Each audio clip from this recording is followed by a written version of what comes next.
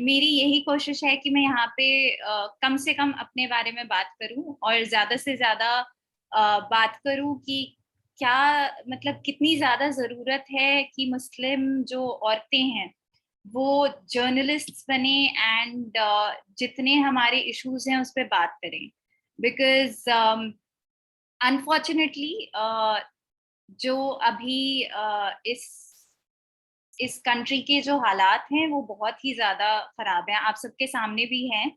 And journalism specially एक मतलब जिस तरह से वो नैरेटिव सेट करने का एक जो आई थिंक जर्नलिज्म वैसे पैशन होना चाहिए। एंड जर्नलिस्ट वही लोग बन सकते हैं जो पैशनेट हैं सोशल जस्टिस के बारे में एंड सोशल इश्यूज के बारे में। लेकिन आज की जो हकीकत है जो इंडिया में हो रहा है, जर्नलिज्म को एक बिजनेस बना दिया गया है। सो मैं कोशिश करूंगी कि मैं इन सब चीजों के बारे में ज्यादा बात करूं। एंड ब्रीफली मैं शुरू करूंगी अपने एक्सपीरियंस से कि जब मैं स्टूडेंट थी उसके बाद जब प्लेसमेंट्स वगैरह हो रहे थे तो कहाँ से मतलब मेरा प्रोफेशनल ट्रेजेक्टरी कैसे शुरू हुआ। एंड आई थिंक उसी में बहुत सारे ऐसे लेसन्स थे मेरे लिए विच वर आई ओपनिंग। एंड मतलब आई अंडरस्टूड कि मेरे पास क्या प्रिविलेज है, बट ऑल्सो कि मतलब किसी भी तरह से अगर हम कॉम्प्रोमाइज करना अवॉइड कर सकते हैं तो हमें अवॉइड करना चाहिए। तो अभी तक आई थिंक लैंग्वेज मतलब कोई इशू तो नहीं है। इज इट फाइन सो फार सानिया? जी जी, आप बिल्कुल कंटिन्यू करें। ठीक है, परफेक्ट। सो मैंने अपना मास्टर्स कन्वर्जेंट जर्नलिज्म में एमसीआरसी से किया, जामिया से। And it is considered to be काफी एक प्रीमियम आप इंस्टीट्यूशन कह सकते हैं, स्पेशली जर्नलिज्म और मास कॉम के मामले में। तो बहुत से ऐसे मुझे हमेशा से पता था कि मुझे जर्नलिज्म करना है। इनफैक्ट जब मैं व्हेन आई लुक बैक और मैं देखती हूँ कि मैं स्कूल में थी एंड तो तब से मुझे पता है कि मुझे जर्नलिस्ट ही बनना है। वो इस वजह से क्योंकि काफी मेरे जो फैमिली फ्रेंड्स थे उनमें स्पेशली औरतें वो कॉलमनिस्ट थी working with times of India. And तो मुझे हमेशा बहुत ही अच्छा लगता था कि मतलब कितना अच्छा काम कर रही हैं वो एंड यू नो पढ़ी लिखी हैं एंड अपने हक के लिए बोलती हैं एंड बहुत अवेयर हैं अबाउट थिंग्स। तो आई न्यू कि मुझे जर्नलिस्ट ही बनना है। एंड जब मैं जामिया में पहुंची it was like a dream come true MCRC में पहुंचना। तो खैर उसके बाद जब प्लेसमेंट्स हुई, like I am skipping straight to placements which was after the 2 years का कोर्स। तो बहुत से ऑर्गेनाइजेशंस आए एंड मैं एकदम मतलब I am not going to मैं डरूंगी नहीं नाम लेने से, मैं एकदम ऑनेस्टली बोलूंगी। ABP news, news 18, CNN, which is the same network, काफी सारे ऑर्गेनाइजेशंस और भी आए। एंड अल्हम्दुलिल्लाह आई कुड मैनेज कि मैंने वो सब क्लियर किया। बट हमेशा सारे इंटरव्यूज हो जाते थे, कॉपी टेस्ट हो जाता था, सब कुछ हो जाता था। उसके बाद वो कह भी देते थे कि हम आपको हायर करना चाहते हैं, लेकिन एक शर्त होती थी उनकी जो ये थी कि आप बहुत अच्छा लिखती हैं, आपको न्यूज के बारे में आइडिया है, लेकिन अगर आप हमारे साथ काम करती हैं तो आप नरेंद्र मोदी और अमित शाह के खिलाफ नहीं लिख सकती। और ये मुझे सीनियर पोजीशन के लोग, एडिटर्स हो गए या जो शिफ्ट मैनेजर्स होते हैं, वो लोग एकदम आउटराइटली बोलते थे।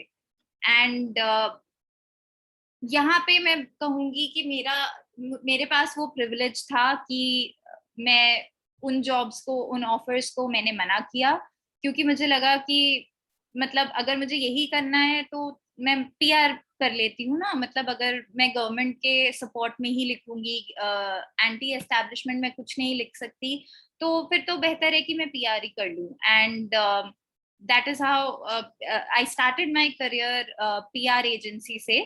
एंड बट मुझे पता था 6 महीने के अंदर अंदर कि मेरे लिए ये काम नहीं करेगा, मुझे जर्नलिज्म ही करना है।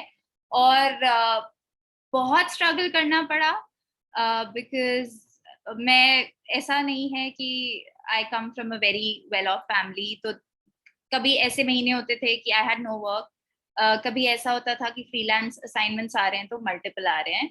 बट अगेन मैं कहूंगी कि मेरा प्रिविलेज था, तो I could make that choice, and I understand a lot of my friends जो वो चॉइस नहीं कर पाए एंड आज तक वो काम कर रहे हैं विद ऑर्गेनाइजेशंस जिनके एडिटोरियल इंक्लिनेशन से वो अग्री नहीं करते हैं, कि जो उनका पॉलिटिकल जो भी नजरिया है उससे वो अग्री नहीं करते हैं।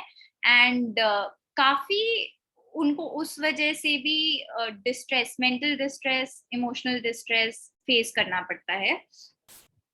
तो खैर यहाँ से I will move on to the fact कि हमें कितनी ज्यादा जरूरत है ब्रेव मुस्लिम विमेन जर्नलिस्ट की, who can take the call कि मतलब जो प्रायोरिटाइज कर पाए जर्नलिज्म एज पैशन, जुनून को मतलब प्रायोरिटी दें ओवर कितना मतलब कितने बड़े ऑर्गेनाइजेशन के साथ वो काम कर सकती हैं।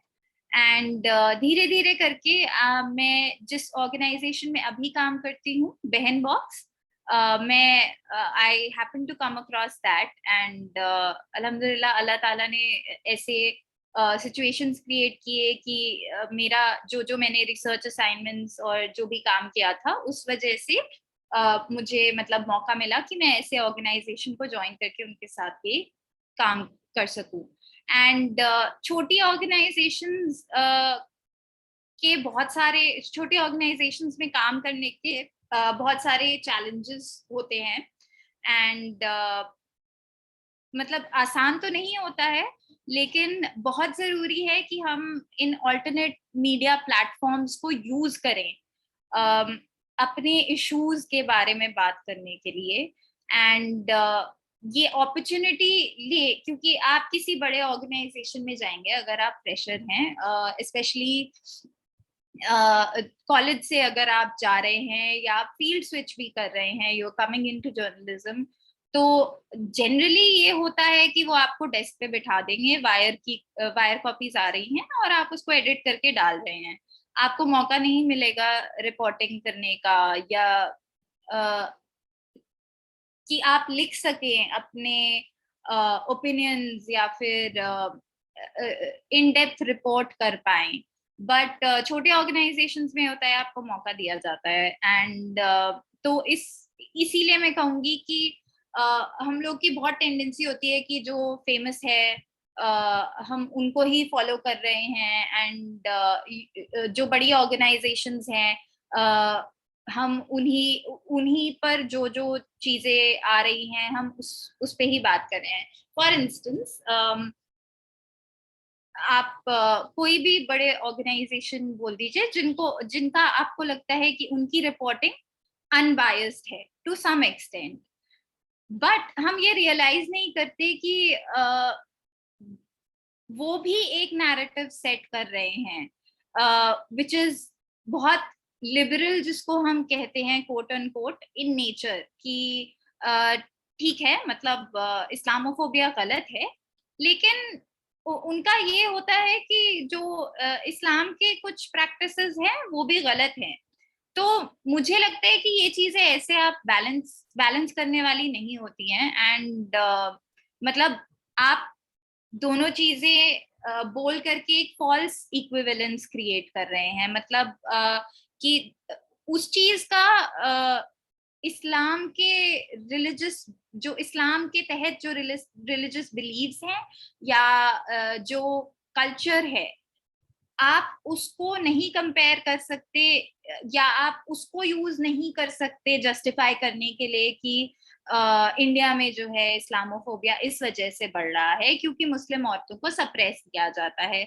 इसका एक बहुत बड़ा example would be you know how BJP government ने जब ट्रिपल तलाक के अगेंस्ट जो भी किया, आपको अगर याद हो तो मीडिया नैरेटिव ही ऐसा था कि या तो एकदम आउट एंड आउट वो कह रहे थे कि भैया मुस्लिम औरतें तो बहुत सप्रेस्ड हैं, उनको ऐसे बुर्का पहना के रखा जाता है, उनको कोई उनके हुकूक नहीं दिए जाते हैं, उनको तो ऐसे ही मतलब उनकी जैसे खुद की कोई एजेंसी नहीं है।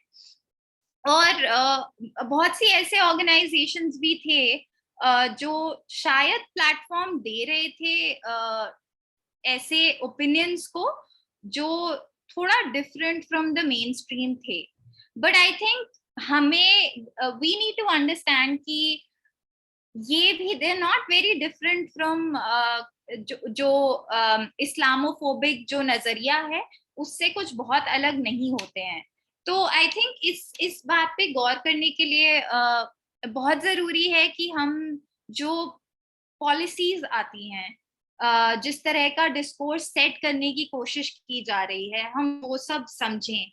एंड मैंने देखा कि आपके प्रीवियस सेशंस में एक किताब है कि do Muslim women need saving, and I think seminal text है, सबको पढ़ना चाहिए। इट इज वेरी इम्पोर्टेंट समझने के लिए कि कैसे मुस्लिम औरतों को कैसे वेस्टर्न मीडिया ने मुस्लिम औरतों को एक मतलब उनके आई थिंक बहुत ज्यादा उनके राइट्स को, इनफैक्ट सबसे ज्यादा जो मुस्लिम औरतों के राइट्स को ट्रांसग्रेस करना या वायलेट करना जो सबसे ज्यादा किया है वो मीडिया ने किया है। एंड आई थिंक इंडिया के केस में भी ये एप्लीकेबल है कि जो मुसलमान औरतों के जो एंड मैं इसका एग्जांपल एक देती हूँ।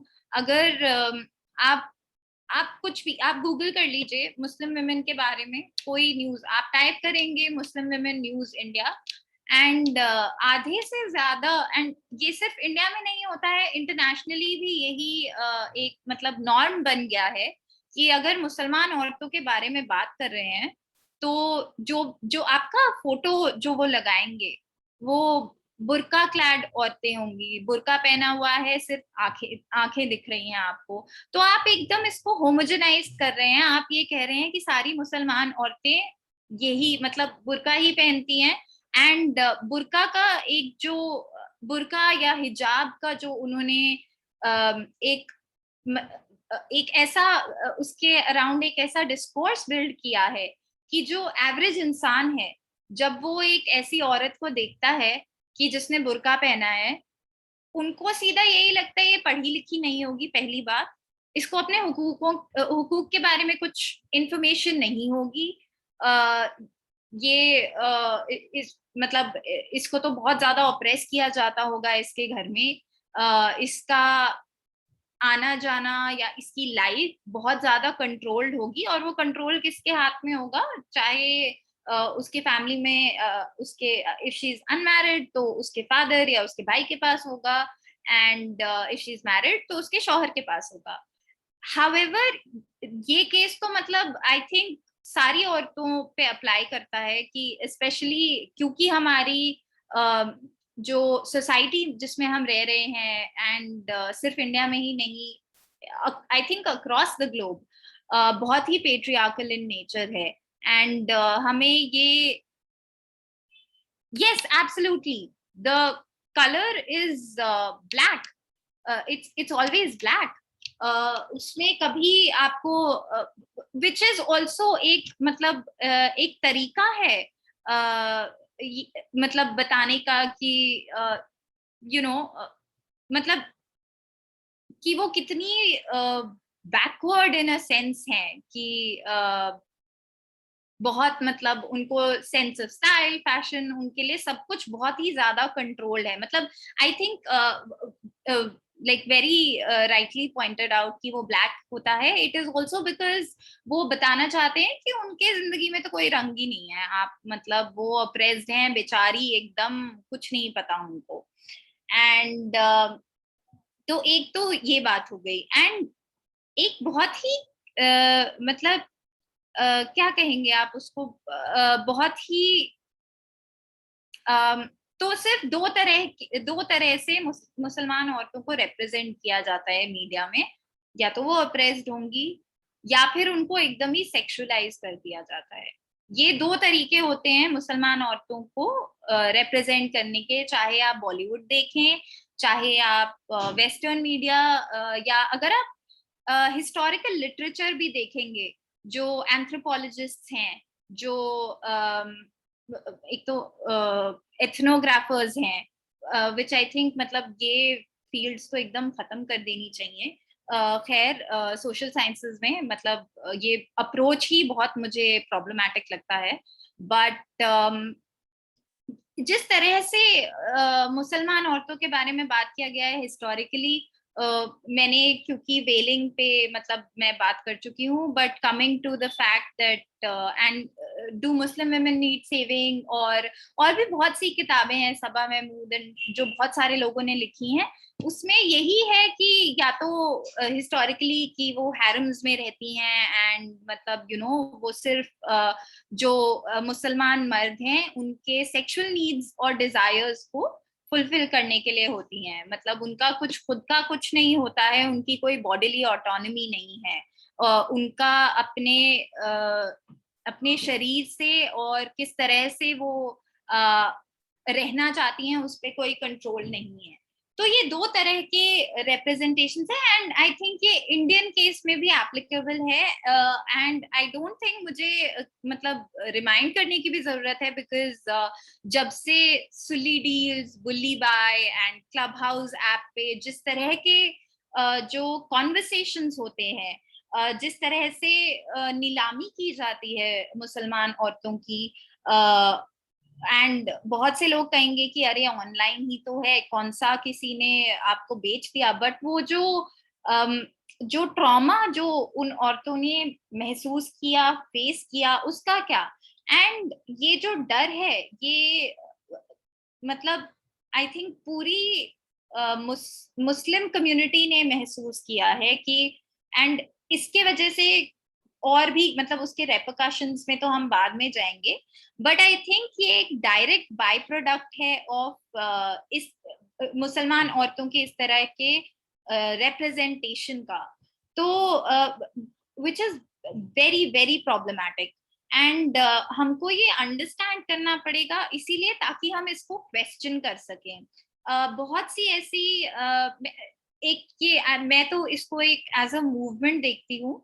बहुत से ऐसे डिजिटल इलस्ट्रेटर्स हैं इंस्टाग्राम पे, एंड मतलब मैं उनकी बहुत बहुत बहुत शुक्रगुजार हूँ कि एंड वो सिर्फ इंडियन ही नहीं, साउथ एशिया में बहुत सी ऐसी मुसलमान औरतें हैं जो डिजिटल इलस्ट्रेशंस को यूज कर रही हैं, ये बताने के लिए कि वो कितनी आजाद आजाद है, मतलब वेस्टर्न आइडिया ऑफ आजादी, मतलब वो दिखाना चाह रही हैं, बताना चाह रही हैं कि उनके राइट्स क्या हैं इस्लाम के तहत, कॉन्स्टिट्यूशन के तहत, एंड द फैक्ट कि they are very aware of their human rights. उनको मालूम है कि उनके किसी भी तरह के, चाहे वो संवैधानिक हो या फिर इस्लाम के तहत जो राइट्स हैं, या फिर उनके ह्यूमन राइट्स, उन सब के बारे में उनको वो इंफॉर्मेशन है। एंड एक I really look up to Tanzeela Hussain, वो भी एक डिजिटल इलस्ट्रेटर हैं, वो भी मास कॉम से उन्होंने ये VFX पढ़ा है, एंड उनकी मतलब बहुत ही इंटरेस्टिंग सीरीज होती हैं। एक बार उन्होंने रमजान सीरीज किया, एंड मतलब हमारे जो डे टू डे छोटे छोटे छोटे छोटे एनेक्डोट्स होते हैं, जो हमारे छोटे छोटे एक्सपीरियंसेस होते हैं, जो बहुत ही कॉमन और शेयर्ड होते हैं, not just within Muslim community but also relatable to some extent to women from other communities, चाहे वो हिंदू हो, क्रिश्चियंस हो, वो सब उसको, उन चीजों को एक्सपीरियंस करती हैं। तो ये जो एक कोशिश है टू मेक पीपल अंडरस्टैंड कि हम we are just as normal. हमारी जिंदगियों में भी ये चैलेंजेस या फिर ये हमारे एक्सपीरियंसेस होते हैं, उस तरह से उन्होंने बताया है। शाहीन बाग का जो मूवमेंट था, जो first, I think one of the first representations in art जो इमर्ज हुआ था, उनका एक वो था इलस्ट्रेशन, जिसमें एक औरत है और वो एक औरत का फेस है, एंड यू नो वो ऐसे जैसे वो कुछ बोल रही है, कुछ मतलब बहुत ही एक पावरफुल इमेज है। एंड वो जो मुंह खुला हुआ है, उसमें लिखा है कि बोल के लब आजाद हैं तेरे। प्लीज इफ एनीबडी नोज तो मुझे बताइएगा अगर मैंने करेक्टली बोला है तो। एंड और भी उसके अलावा भी और भी बहुत सारे मुस्लिम इलस्ट्रेटर्स हैं। तो आई थिंक ये सारी चीजें, ये जो आर्ट वर्क इमर्ज हुआ, मैंने देखा आमिर अजीज की जो पोएट्री है जो उन्होंने लिखा, एंड बखूबी लिखा। आई लव इट, स्पेशली ये हैं जामिया की लड़कियां, और बहुत सारी उनकी और भी पोएट्री है जिसपे बहुत चर्चा हुई, ऑनलाइन भी, न्यूज चैनल्स पर भी। लेकिन ये जो एक मतलब मुझे बहुत तकलीफ हुई इस बात की कि ऐसी मुसलमान औरतें भी हैं जो ऐसा आर्ट प्रोड्यूस कर रही हैं, जो एक ऐसा कॉर्पस ऑफ लिटरेचर प्रोड्यूस कर रही हैं, और वो उसमें रेजिस्टेंस बहुत ही पावरफुल तरह से रेजिस्टेंस के बारे में बात कर रही हैं, लेकिन उसका कोई मेंशन ही नहीं था मीडिया में। एंड आई थिंक एक बहुत बड़ा रीजन ये भी है कि अगर मुसलमान औरतें इन पोजीशंस में नहीं होंगी जहां वो डिसाइड कर सकती हैं कि हम मीडिया में क्या चला रहे हैं, या हम क्या चलाएंगे, या हम क्या दिखाना चाहते हैं कि ये रेजिस्टेंस और ये मूवमेंट कैसे हो रहा है, तो आई थिंक वो ऐसे ही चलता रहेगा कि मुसलमान औरतें जिस तरह से रेजिस्ट कर रही हैं वो दिखाया ही नहीं जाएगा मीडिया में। तो coming back to square one, मुझे यही लगता है कि बहुत जरूरत है कि, और अगर यहाँ पे स्टूडेंट्स हैं जो पढ़ रहे हैं, मैं बिल्कुल एनकरेज करूंगी कि आप लोग सोचे इस बारे में। एंड अगर आपका इंटरेस्ट है तो आप सोचे कि अगर आप जर्नलिस्ट बनना चाहते हैं तो। एंड उसके अलावा अब मैं बात करूंगी इस बारे में जो एक वो भी था कि हम जो इंटरसेक्शनल जो आइडेंटिटीज होती हैं, and with in Muslim community भी, एक तो हमें आई थिंक बहुत जरूरी है कि हम लोग ये एक्सेप्ट करें कि सो देर इज एक मतलब डिफरेंस होता है।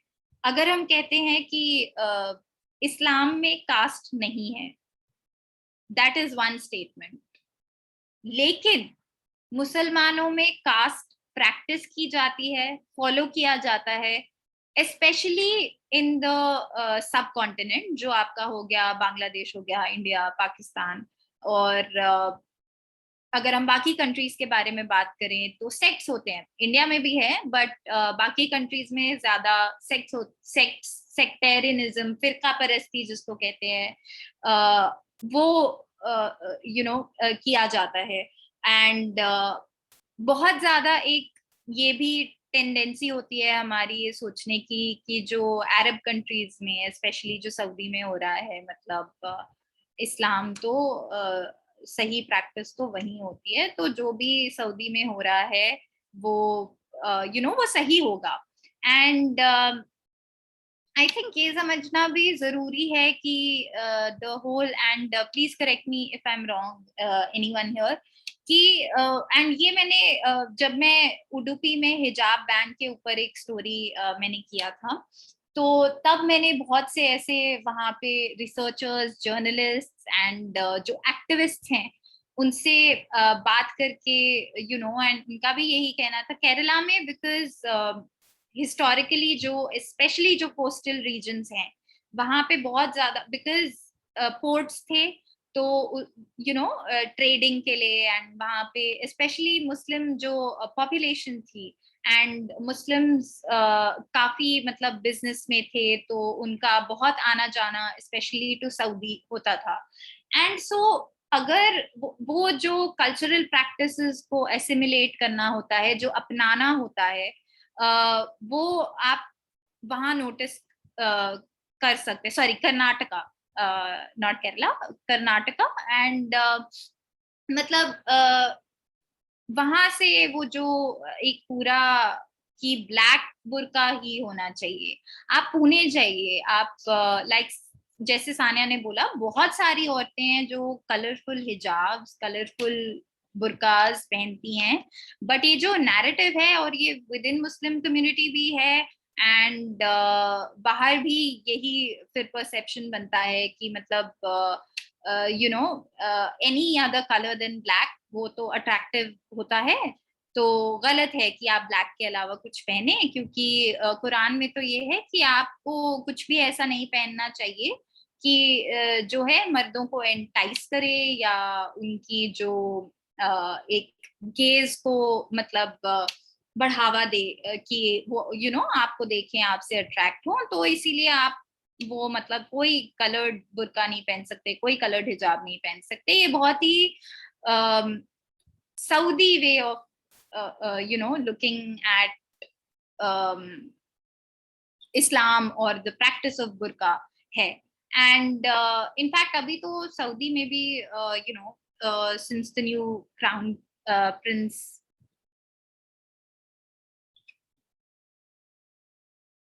yes, absolutely, which I will come to in a bit. And तो खैर मैं ये कह रही थी कि मतलब अब तो सऊदी में भी the burqa is not mandatory anymore. अब जरूरी नहीं है कि अगर आप सऊदी में हैं तो आपको बुर्का ही पहनना पड़ेगा।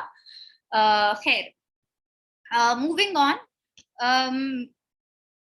जो हम ओके, सो जब मैं स्पेशली कर्नाटका हिजाब बैन पर आते हैं, बिकॉज आई थिंक वो भी एक ऐसा पॉइंट है जो अभी ऐसे जो बिल्ड हो रहा है, जो इस्लामोफोबिया इन इंडिया, जो पूरा एक इमेजिनेशन ऑफ द हिंदू राष्ट्र, आई थिंक अगर हम वो फेनोमेनन को स्टडी करते हैं, तो आई think one of the focal points will be the hijab ban. Because Udupi में जब से शुरू हुआ, एंड बाकी डिस्ट्रिक्ट्स में भी होने लगा, एंड वो सिर्फ डिस्ट्रिक्ट्स पे लिमिटेड नहीं था कर्नाटका के, मतलब वहां से बढ़ के वो दूसरे स्टेट्स में भी गया। And I would not be surprised अगर ये ऐसा द गवर्नमेंट अनाउंसेस की, and it will start with जो गवर्नमेंट एम्प्लॉइज हैं मुसलमान, कि दे कांट वेयर बुर्कास और दे कांट वेयर हिजाब्स। तो आई वुडंट बी सरप्राइज्ड अगर ऐसी कोई अनाउंसमेंट आती है, बट आई एम सेइंग कि we need to look at the hijab ban as one of the focal points, जो रीसेंट फिनोमिनन ऑफ हिंदुत्व है उसमें। तो खैर, जब आप हिजाब बैन के अराउंड जो कॉन्वर्सेशन था, जो नैरेटिव जो सेट किया जा रहा था अगेन, कि मुसलमान औरतों को हम बचाएंगे, हम उनको उनके राइट्स देंगे, ये बहुत ही राइट विंग नैरेटिव जो चल रहा था न्यूज में, कि और ये तो मतलब it's a symbol of religion, आप एजुकेशनल इंस्टीट्यूशंस में ये नहीं पहन सकते, या ये सारा इस तरह का एक नैरेटिव था जो एक तरह का है। और जो दूसरा नैरेटिव था वो बात कर रहा था कि कैसे यू नो तो दो टू, एंड जो दूसरा जो एक सेट ऑफ नैरेटिव्स जिसको मैं कहूंगी, वो ये है कि मतलब मुसलमान औरतें क्यों नहीं, मतलब अगर पूजा होती है और एजुकेशनल इंस्टीट्यूशंस में श्लोक पढ़ाए जाते हैं, ये पढ़ाए जाते हैं, एंड तो मतलब क्या गलत है अगर मुसलमान औरतें अपने रिलीजियस सिंबल्स को एम्ब्रेस कर रही हैं और वो पहन रही हैं, मतलब what is wrong with that, and which is completely valid. But I think बहुत जरूरी है ये चीज नोटिस करना कि is someone saying something? Okay. तो बहुत जरूरी है ये अंडरस्टैंड करना कि बहुत टाइम लगा ये चीज, ये नैरेटिव को शिफ्ट होने में इस बात पर कि क्योंकि ये हिजाब बैन हो रहा है उसके वजह से कितना, मतलब दिस इज सो मैसिव कि बहुत सारी ऐसी मुसलमान लड़कियां हैं जिनका एक्सेस टू एजुकेशन आप दैट राइट टू एजुकेशन आप वायलेट कर रहे हैं. आई थिंक काफी हफ्ते लग गए ये चीज को मेन स्ट्रीम मीडिया में तो आई डाउट आया, एक्सेप्ट मे बी एनडीटीवी, बट ऑल्टरनेट मीडिया में भी आने में बहुत टाइम लगा. एंड तो ये चीजें हमें समझनी होंगी. और मुसलमान औरतों का कॉन्स्टिट्यूशनल राइट है, यस उनका कॉन्स्टिट्यूशनल राइट है कि वो किसी भी तरह से, उनको आजादी है कि वो अपना रिलीजन को कैसे प्रैक्टिस करती हैं, and all of that is valid. But I think एक बहुत इंपॉर्टेंट चीज ये जो काफी लोगों ने इनिशियली मिस आउट करी थी वाज द पॉइंट कि उनका एक्सेस टू एजुकेशन रोका जा रहा है.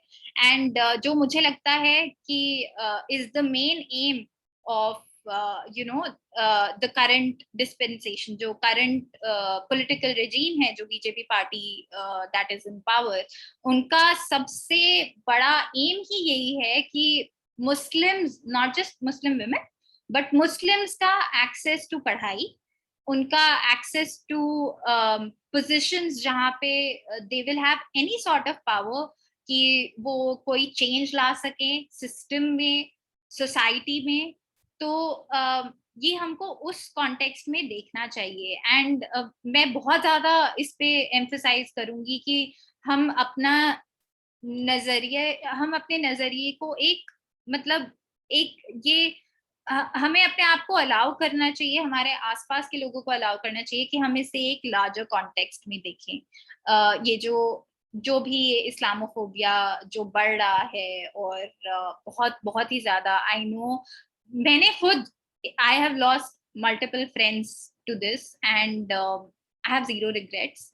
क्योंकि अगर आपको लगता है कि मेरा परसिक्यूशन इज जस्टिफाइड या दूसरे मुसलमानों का परसिक्यूशन इज जस्टिफाइड, तो मतलब कोई जगह नहीं है मेरी जिंदगी में ऐसे लोगों के लिए. खैर, एक और चीज ये है, एंड ये बहुत इंटरेस्टिंग है, मुझे बहुत लोगों से सुनने को मिलता है कि डेफिनेटली आई एम श्योर आप सब अवेयर होंगे, गुड मुस्लिम, बैड मुस्लिम, ये जो दो बाइनरीज हैं.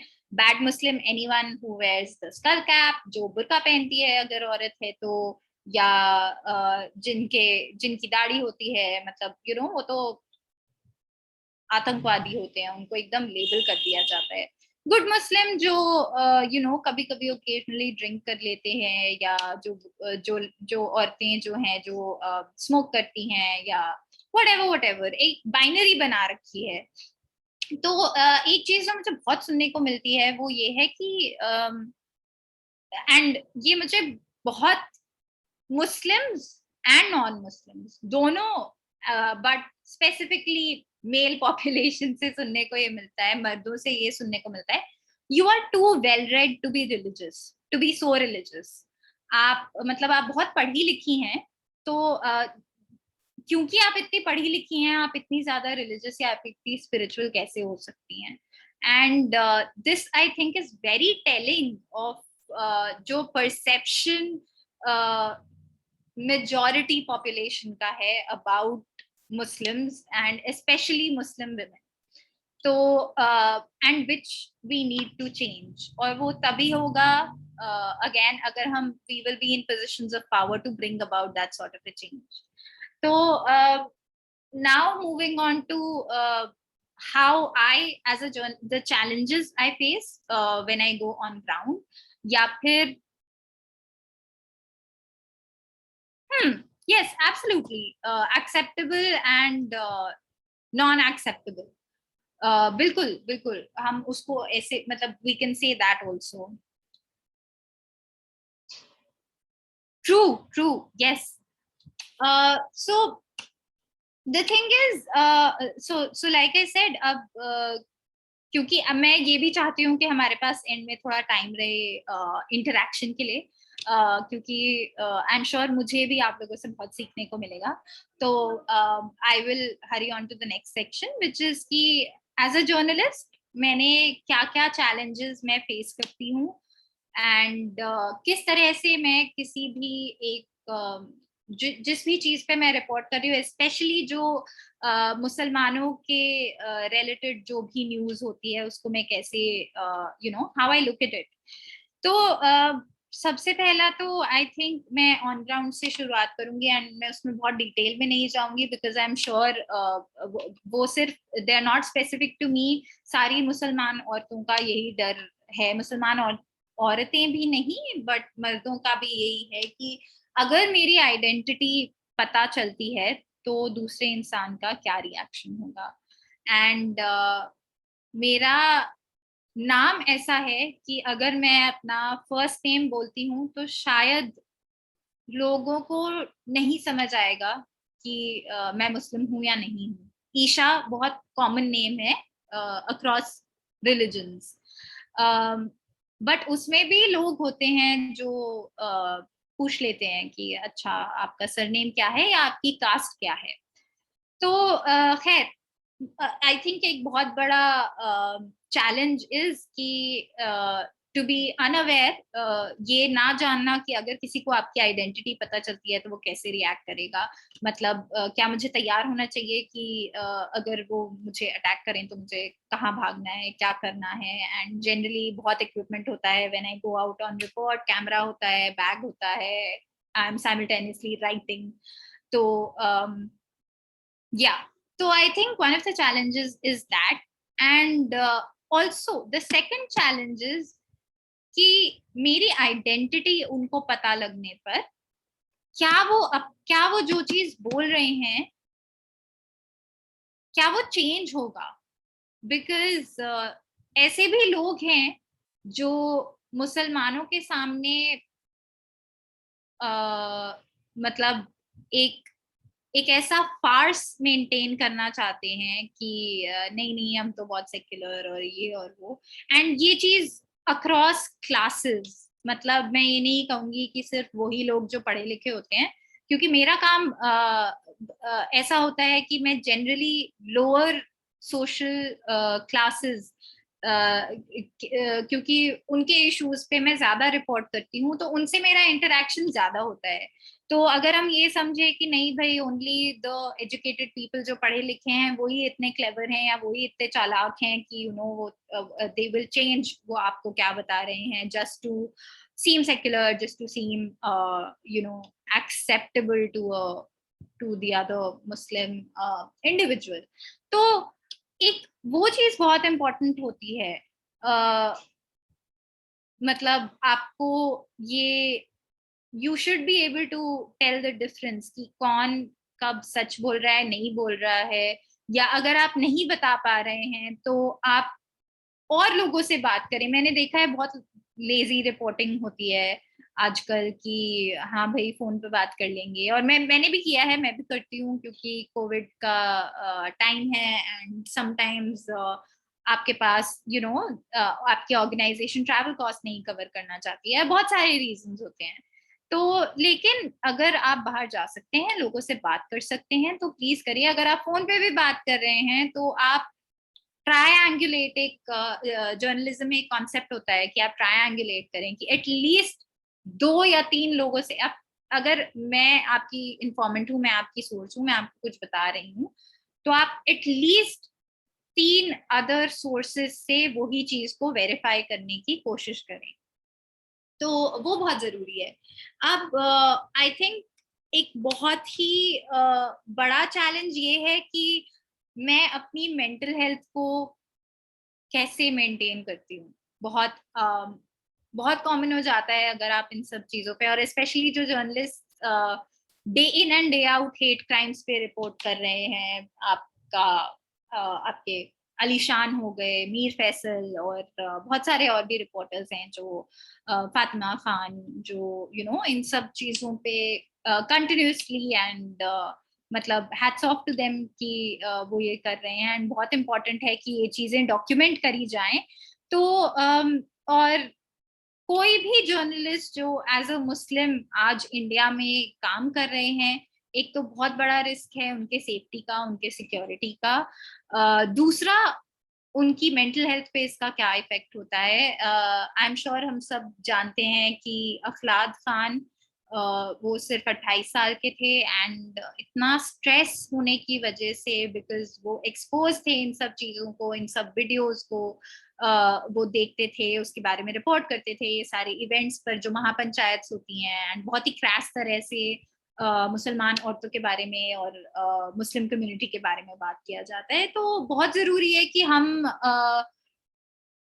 एंड ये सिर्फ जर्नलिस्ट के लिए ही नहीं, लॉयर्स हो गए या कोई भी हो गए, I think Muslim community at large, मैं कहूंगी कि आज मेंटल हेल्थ इश्यूज एकदम एंडेमिक हो गए हैं। बहुत कॉमन है कि अगर मैं स्पेशली हमारे एज ग्रुप में या फिर I would say even 18 to say whatever age, especially 18 to 30s में जो लोग हैं, जो मुस्लिम्स हैं, यंग मुस्लिम्स, उनके बहुत ज्यादातर लोगों को मतलब मेंटल हेल्थ इश्यूज हैं। एंड कुछ लोग एक्नॉलेज करते हैं कि हाँ भाई पॉलिटिकल एटमॉस्फेयर की वजह से ऐसा है, या कुछ लोग उसको मतलब कोई और रीजन बोलेंगे कि उस वजह से है। लेकिन I think one of the major reasons ये है कि कितना हेट्रेड, कितना नेगेटिविटी हम लोग देखते हैं एवरी डे। जी जी, उनको हार्ट अटैक आया था at the age of 28, and second heart attack के बाद यू नो वो मतलब ही डाइड। तो तो आई थिंक बहुत बहुत बहुत ज्यादा जरूरी है। Yes absolutely, I will move on to that right after, कि हम सेल्फ प्रेजर्वेशन मोड में भी रहें। मतलब ऐसा नहीं है कि एकदम ऑल गन्स ब्लेजिंग, अगर आप कोई मुस्लिम इशू के बारे में बात कर रहे हैं तो ऑल गन्स ब्लेजिंग आप एकदम बोलेंगे बीजेपी कर रही है, ये है वो है। नहीं, that's not how to approach things. And I am not going to take the name of the journalist, but अभी जो यूपी इलेक्शंस हुए थे उसका एक एनालिसिस आया एक डिजिटल न्यूज प्लेटफॉर्म पे, एंड उसमें लिखा था कि मतलब कौन कौन सी पार्टीज हैं that are responsible for dividing और cutting votes, and it's a very dangerous trap. बहुत ही खतरनाक तरीका है to look at politics, to look at how system works. बहुत प्रॉब्लमैटिक है। अगर हम इतना ज्यादा अपनी इमोशंस में नहीं बह सकते कि हम भूल जाएं कि फैक्ट्स क्या है। Coming to Jahangirpuri, I think वो सबसे मुश्किल एक्सपीरियंस था मेरे लिए, कंसिडरिंग जब मैं ऑन ग्राउंड गई और जो वहाँ के हालात थे। एक तो मीडिया वालों को भी लाइक द पुलिस वो अलाउ नहीं कर रही थी, जिस जिस पर्टिकुलर स्ट्रेच में जो जहाँ से वायलेंस शुरू हुआ, एंड जहाँ पे सबसे ज्यादा इन्फ्लेमेटरी स्लोगन्स बोले गए थे, वो पूरा स्ट्रेच उन्होंने कॉर्डन ऑफ किया हुआ था, बैरिकेड्स लगाए हुए थे दोनों तरफ, एंड वो जर्नलिस्ट को जाने नहीं दे रहे थे, फोटो भी नहीं क्लिक करने दे रहे थे। एंड जो एरिया कॉर्डन ऑफ था वो तो उन्होंने किया ही हुआ था, उसके अलावा भी जो गलियां थी जहांगीरपुरी की, जिस जिस एरिया में वो हुआ था, वहां पे भी वो जर्नलिस्ट को जाने नहीं दे रहे थे। और अगेन मतलब अगर उनको पता चलता कि मुसलमान जर्नलिस्ट है, तो मुझे नहीं पता उनका बिहेवियर क्या होता। एंड फिर बहुत ही मतलब हमने किसी तरह से वो चीज को नेविगेट किया और बोल के कि नहीं, हम सिर्फ बात करने आए हैं, रिलीफ वर्क भी कर रहे हैं। मेरे साथ एक सोशल वर्कर थे जिनके साथ में गई थी, तो हमने वो सारी चीजें बोल के, एक तो एक्सेस ही इतना डिफिकल्ट उन्होंने कर दिया था। दूसरा, जब मैंने वो अकाउंट सुने उन औरतों के, मतलब आप रमजान के दौरान आप इमेजिन करिए कि फॉर नो रीजन आपके घर बुलडोजर्स आ रहे हैं और आपका घर तोड़ रहे हैं, आपकी लाइवलीहुड्स पे डायरेक्ट अटैक हो रहा है, आपको नहीं पता कि, एंड वो इतनी, उन लोगों की लाइव्स वैसे ही इतनी प्रिकेरियस हैं, उन लोगों के पास वैसे ही इतने कम फाइनेंशियल रिसोर्सेज हैं, सोशल कैपिटल है, क्योंकि जिस क्लास को वो बिलोंग करते हैं, जहांगीरपुरी जो एरिया है वैसे एक रीसेटलमेंट कॉलोनी है, एंड जहाँ जो लोग हैं वो ज्यादातर रैग पिकर्स हो गए आपके, या फिर जो जो क्लीनर्स होते हैं, जो सफाई करने वाले होते हैं, वो लोग हो गए। तो या छोटे छोटे बिजनेसेस जो चलाते हैं, आपका कोई कोल्ड ड्रिंक की छोटी सी एक कियोस्क है, कोई सब्जी बेचने वाला है, उस तरह के लोग ज्यादातर उस एरिया में आपको मिलेंगे। एंड उन लोगों के लिए आप इमेजिन करिए कि उन लोगों के लिए कितना ही ट्रॉमेटिक होगा कि उनका जो उनके लाइवलीहुड्स पे अटैक हुआ, उनके घरों को तोड़ दिया गया, और सिर्फ वही नहीं, उन्हीं के फैमिली के जो मेल मेंबर्स हैं उनको मारा पीटा गया। एंड जब मुसलमान औरतें सामने आई उनको बचाने के लिए, पुलिस से रिक्वेस्ट करने के लिए कि वो उन्हें ना मारे, रूथलेसली उन औरतों को भी मारा गया बहुत बुरी तरह से। एक औरत स्पेशली उसमें से थी जो प्रेग्नेंट थी, एंड उनको भी बहुत मारा गया। एंड मतलब मैं बहुत ज्यादा ग्राफिक डिटेल्स में नहीं जाऊंगी, बहुत खराब था, लेकिन उनको इतना मारा गया कि उनको शी स्टार्टेड वॉमिटिंग, उनको खून की उल्टियां होने लगी। एंड उस रात में जब जहांगीरपुरी के जो जहाँ पे ये वायलेंस हुआ था, उस उसके अगले दिन ही वहां पे अरेस्ट हुए थे, और एक फैमिली में से ही 3 लोगों को अरेस्ट किया गया था। एंड उनमें से एक की बीवी थी जो प्रेग्नेंट थी, और उनको इस तरह से अटैक किया गया था। पुलिस वालों ने लाठी से मारा, लात मारी। वन ऑफ देम, उनको तो इतनी बुरी तरह से उठा के वहां जो बाइक्स रखी थी उस पे फेंका, एंड उनकी आई में बहुत बहुत ही बुरी इंजरी हो गई थी।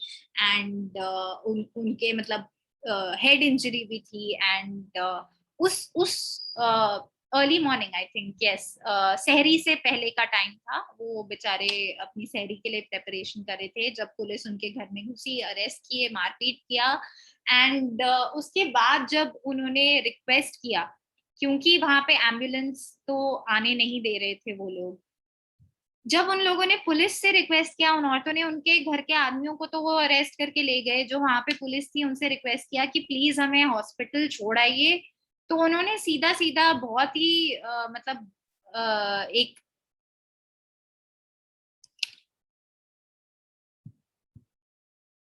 I think both the things, ये मैं इस पे अभी बात करूंगी, but I complete the thing कि उन लोगों को मतलब एकदम कि आप मुसलमान हैं तो आप मतलब जो गंदी तरह से उनको एकदम डिसमिस किया गया कि तुम मरो, तुम कुछ भी करो, हमें फर्क नहीं पड़ता, तुम मुसलमान हो, एंड तुम्हारा हेडेक है, तुम देखो कैसे करना है। एंड बहुत बड़ी ही मुश्किल से वो बेचारी हॉस्पिटल वगैरह पहुंची, एंड खूब उनको जो है अभी तक वो पुलिस स्टेशन के चक्कर काट रही हैं। And suddenly the media is silent, कोई उस बारे में बात नहीं कर रहा है।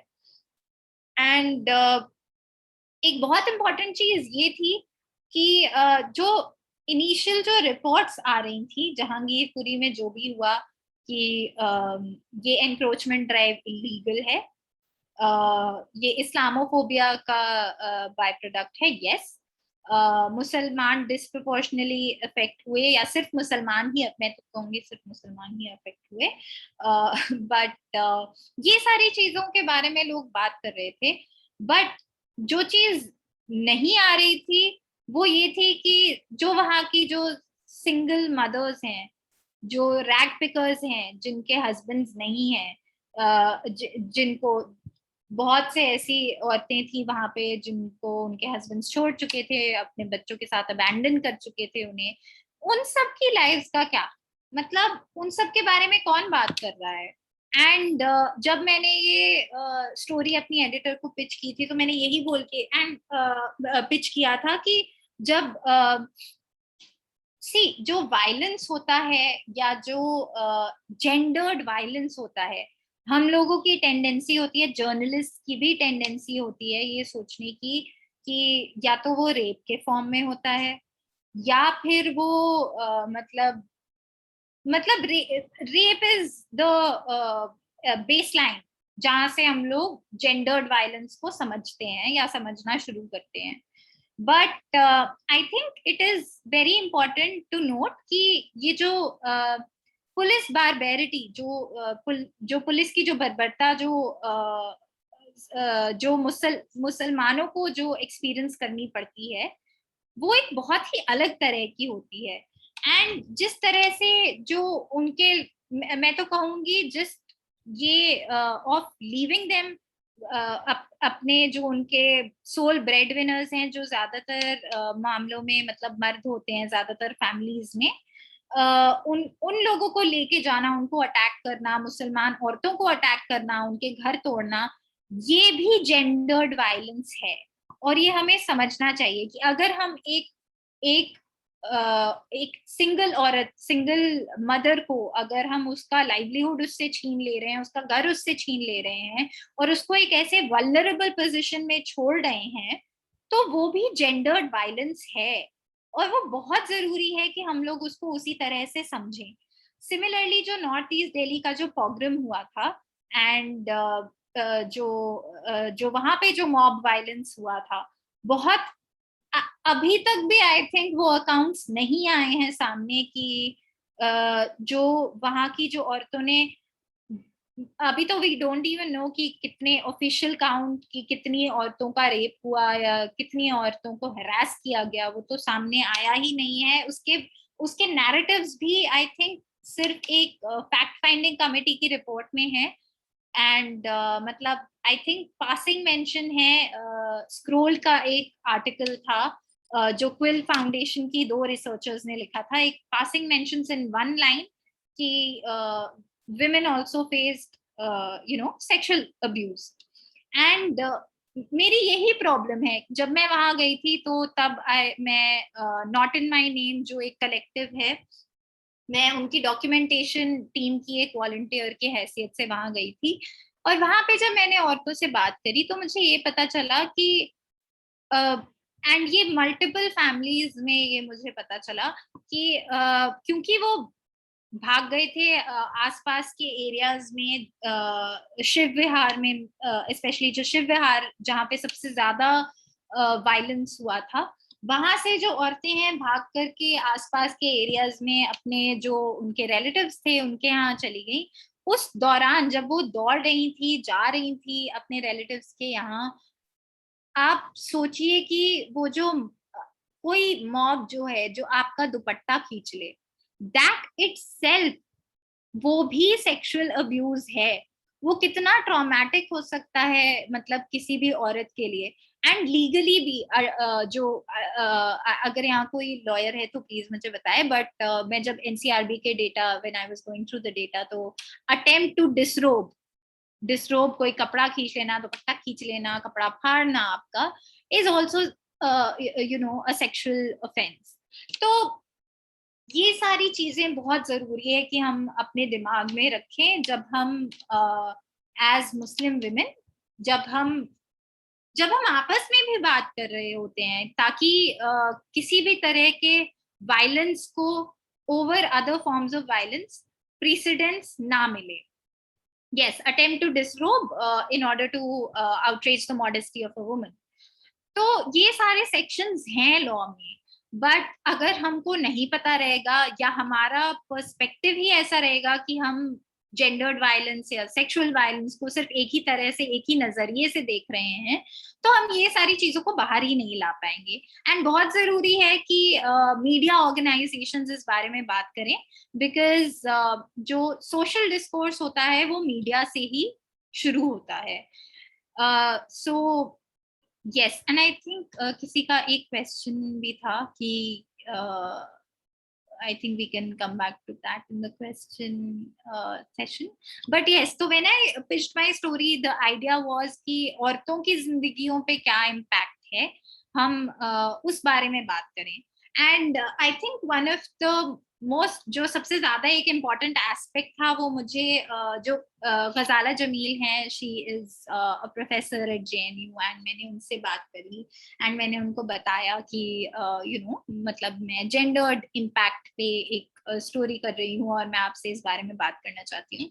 तो एक बहुत ही ब्रिलियंट चीज उन्होंने पॉइंट आउट करी, and it was food for thought for all of us, for me specially, कि वो चीज हमें पता है लेकिन हम उसको कितनी बार आर्टिकुलेट करते हैं। मैं अपनी फैमिली का एग्जांपल देती हूँ।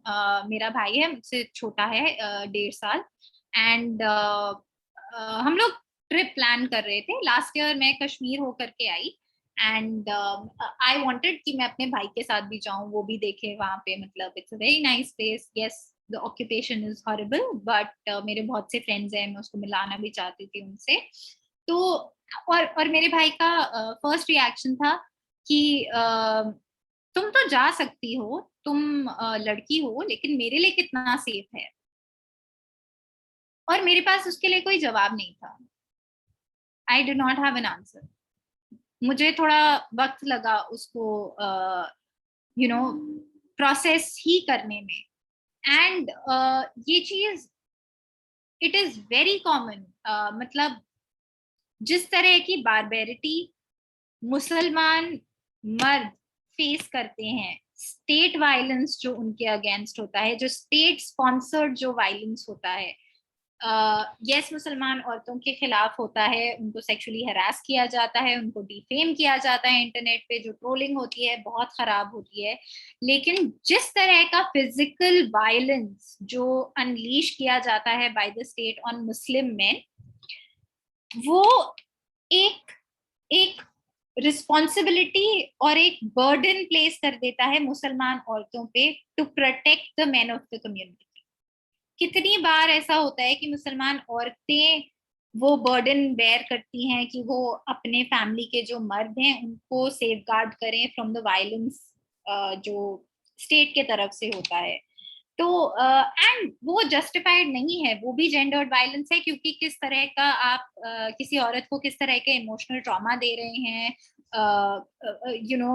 किन किन चीजों को एक्सपोज कर रहे हैं, मतलब किन एक्सपीरियंसेस को आप कौन से एक्सपीरियंसेस आप उन औरतों को दे रहे हैं।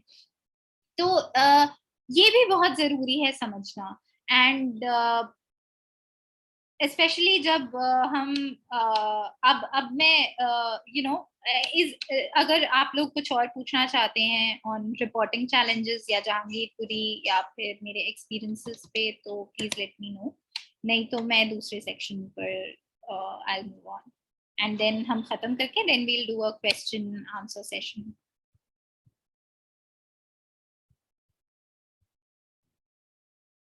ठीक है। सो just one last thing on ठीक है, we can have questions in the end जी। तो मैंने सुल्ली डील्स के बारे में भी लिखा, मैंने बुल्ली बाई के भी बारे में लिखा जो इंसिडेंट्स हुए।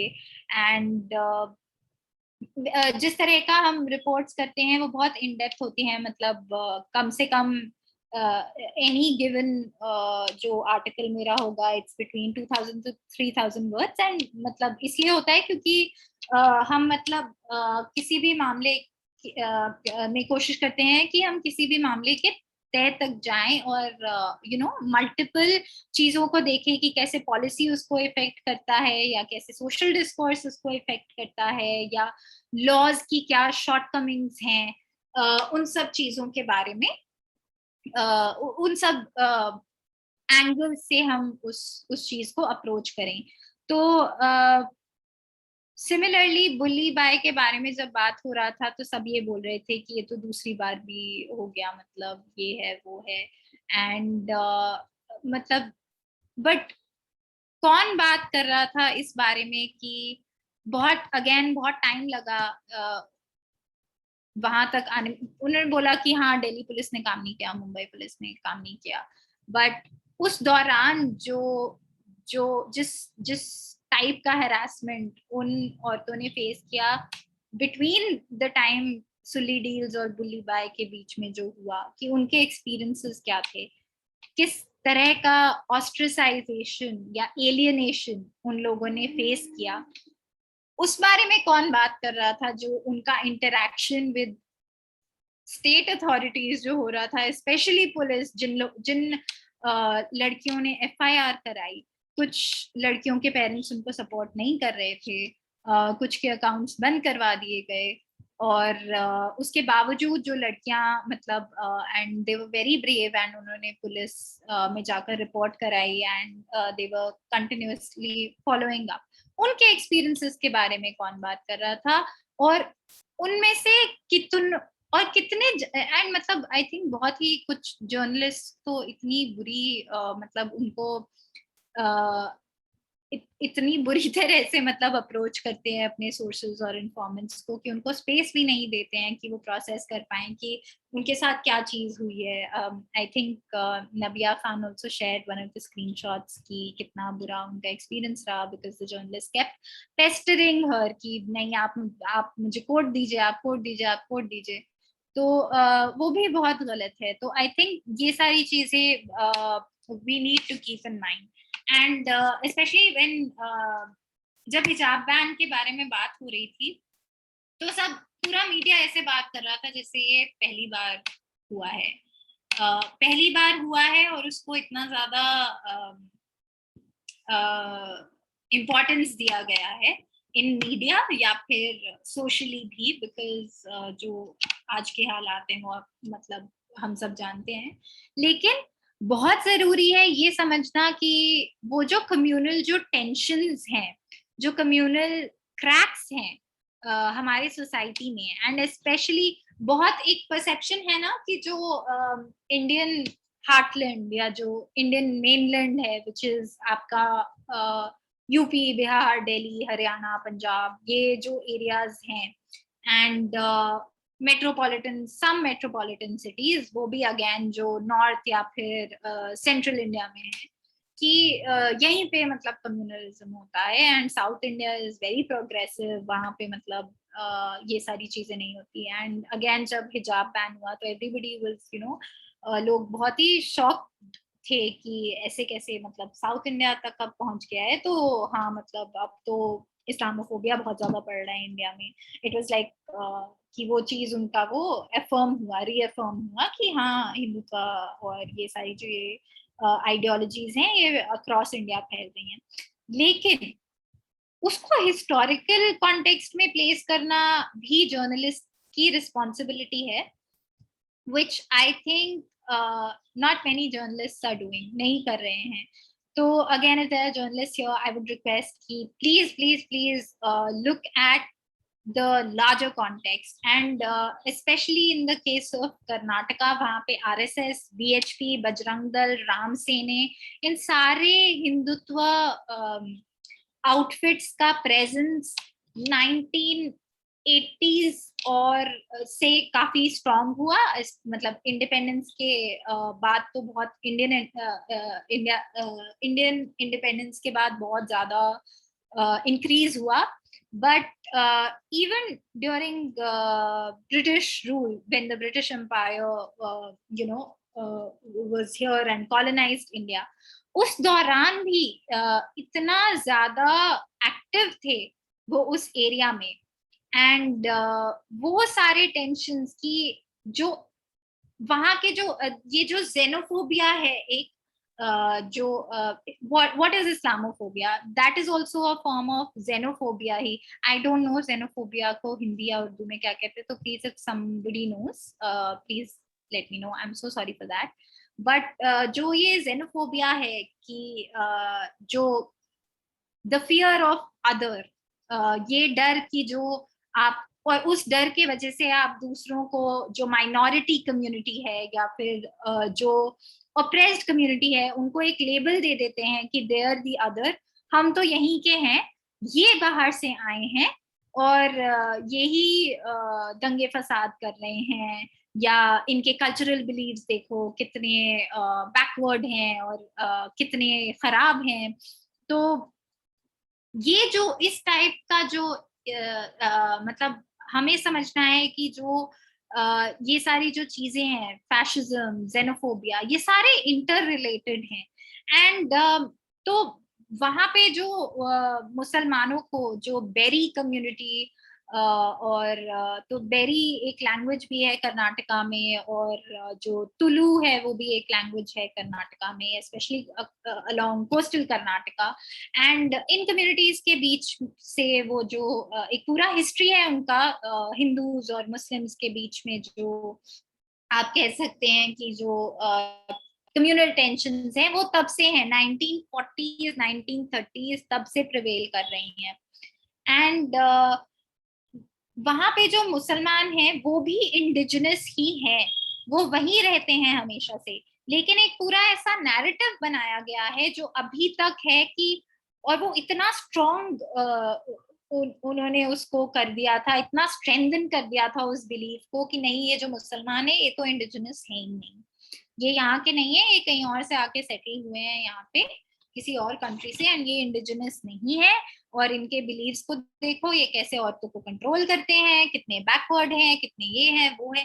तो ये सारे जो सोर्सेज ऑफ, मैं कहूंगी, बिलीव्स, या ये जो सोर्सेज ऑफ आजकल के जो इस्लामोफोबिक, जो आजकल का पर्सपेक्टिव है, हमें इट इज वेरी इंपॉर्टेंट कि हम ये पूरी जो हिस्ट्री है उसको जाने, ताकि हम सही तरह से चीजों को क्वेश्चन कर सके। हम ये बर्डन हमारे ऊपर नहीं ले सकते, ना ही किसी और सेक्शन ऑफ मुस्लिम कम्युनिटी के ऊपर डाल सकते हैं कि वो प्रूव करें कि वो वन इंडिजिनस है और उनके रिलीजियस और कल्चरल बिलीव्स प्रॉब्लमेटिक नहीं है। ये बर्डन ना तो हमें लेना है, ना हमें किसी और section with in the community पे डालना है। हमें देखना है कि ये कैसे, हाउ हिस्टोरिकल सिचुएशंस, हाउ जो पॉलिटिकल इवेंट्स हुए हैं, कैसे इन सब चीजों को उन्होंने शेप किया है। बिकॉज आप बिगेटरी को, आप इनटॉलरेंस को इनटॉलरेंस से फाइट नहीं कर सकते। मैंने और आई अंडरस्टैंड कि हम कि मतलब ये सिचुएशन ऐसा है कि हम बहुत हेल्पलेस और बहुत होपलेस फील करते हैं, but we we can't just stop engaging। हम ऐसे नहीं कर सकते कि अब हम उन चीजों से एकदम डिसएंगेज करें, या फिर दूसरी कम्युनिटी से इतना ज्यादा डिसइल्यूजन हो जाएं और इतना गुस्सा हो जाएं कि हम भी वही कर रहे हैं जो वो कर रहे हैं। तो it is very important to raise the right questions. Yes, I do think it leads to some amount of change. I am not saying कि and this is something that I believe in हमेशा से, कि journalism, storytelling और जितने भी इस तरह के प्रोफेशंस हैं, या फिर जो भी हमारे लीगल बैटल्स भी जो हम लड़ रहे हैं, ये बहुत इंपॉर्टेंट है। चाहे हम कितना भी होपलेस फील करें, they're all very important in the fact कि जो डॉक्यूमेंटेशन हो रहा है, ये सारी चीजें बहुत इंपॉर्टेंट है कि हम इमीडिएट चेंज नहीं देखेंगे। ये रिपल इफेक्ट होता है, कैसे आप अगर पत्थर फेंकते हैं पानी में तो एक रिपल क्रिएट होता है, छोटे सर्कल से शुरू होता है, बड़ा होता है, बड़ा होता है, बड़ा होता है, बड़ा होता है, and then you see it कि अक्रॉस द वाटर बॉडी, आप टू सम एक्सटेंट आप देखेंगे। तो आई ऑल्सो फील कि ये जो चेंज है, ये जेनरेशन आफ्टर जेनरेशन ही आएगा। तो मैं एंड जब भी मैं होपलेस होती हूँ, मैं अपने आप को यही बोलती हूँ कि yes, I am doing this for my self, कि मुझे लगता है कि ये मेरी ड्यूटी है कि एज अ मुस्लिम मैं अपने फेलो मुस्लिम्स के इश्यूज के बारे में लिखूं. I feel duty bound, and I feel कि अगर मेरे पास ये कलम की ताकत है तो मैं उसको यूज करूं सही इश्यूज रेज करने के लिए. लेकिन मुझे ये भी लगता है, एंड होपलेस होना is, there is nothing wrong with it, कुछ भी नहीं है. It's like yes, keep doing your bit. And मतलब जेनरेशन, ये changes will, you will see, ये these changes come after generations. You see what happened in Germany. अगर आप Nazi persecution of Jews के बारे में पढ़ेंगे, striking similarities between जर्मनी में उस वक्त क्या हो रहा था और अभी इंडिया में क्या हो रहा है. If you read up on literature on slavery, on the treatment of black Americans, आपको समझ आएगा कि जो यहाँ पे जो डेवलपमेंट्स हो रही हैं, how close are they to जो चीजें पहले हो चुकी हैं. तो बट चेंजेस आए, यू नो, स्लेवरी अबॉलिश हुई, ऑल्दो बहुत बुरी तरह से अभी भी ट्रीट किया जाता है. There is police brutality against you know Africans, American Africans and black people, और बहुत ही डिस्क्रिमिनेट किया जाता है उनको, और सोशली उनको एक्सक्लूड किया जाता है. बहुत सारी चीजें हैं, बट कुछ चेंज आया, एंड वो अक्रॉस जेनरेशंस आया. सिमिलरली आज अगर जर्मन्स अपोलोजेटिक हैं अबाउट द हॉलोकॉस्ट, वो भी सालों बाद हुआ है. जो आजकल की जो जेनरेशन है, दे आर वेरी एंग्री अपने ग्रैंड पेरेंट्स से या उनके जेनरेशन के लोगों से, बहुत डिसइल्यूजन, बहुत एंग्री अबाउट द फैक्ट कि उनको इतना मतलब they can't be proud of their history. तो ये सारी चीजें I think will happen across generations. That's what I feel. And जब भी आपको होपलेस फील हो, तो होपलेस या हेल्पलेस फील हो, तो आई थिंक हमें अपने आप को यही रिमाइंड करना चाहिए. And with that I think मैं जज़ाकल्लाह ईशा,